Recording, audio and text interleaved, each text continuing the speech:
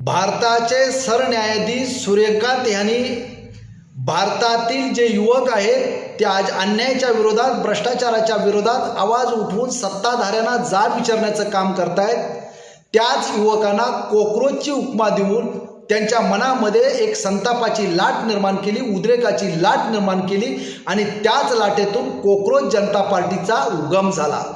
आज कॉकरोच जनता पार्टीला उगम होऊन 4 दिवस झाले आणि ह्या 4 दिवसामध्ये 1 करोड फॉलोअरचा टप्पा त्यांनी पार केलेला आहे। जे युवक ह्या पार्टीमध्ये सामील झाले, ह्या क्रांतीमध्ये सामील झाले, त्या सर्व युवकांचा आपण मनापासून अभिनंदन करतो। आज भारत देशामध्ये सत्ताधाऱ्यांनी तांडव घालायला सुरुवात केली।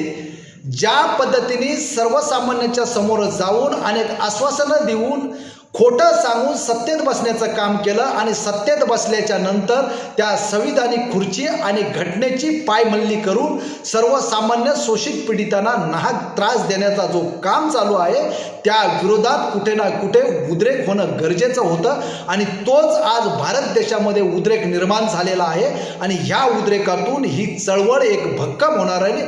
ही चळवळ सत्ताधाऱ्यांना पाण्यात डुबवल्याशिवाय शांत बसणार नाही।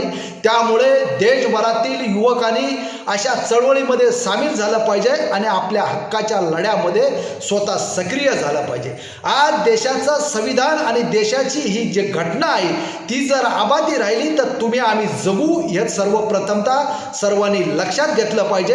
आज हुकुमशाही पद्धतीने तुमच्या आमच्यावरती गुलामगिरी लादण्याचा जो प्रयत्न होतो ती गुलामगिरी फेकण्यासाठी आम्हाला संघटित होणं गरजेचं आहे आणि एकमताने एका विचाराने आपण सर्वजण संघटित होऊ आणि पुन्हा एकदा लोकशाहीचं राज्य आणू आणि ह्या हुकुमशाही करणाऱ्या गुंडांना आणि भ्रष्टाचारांना आणि चोरांना कायमस्वरूपी मातीत गाडण्याचं काम करू।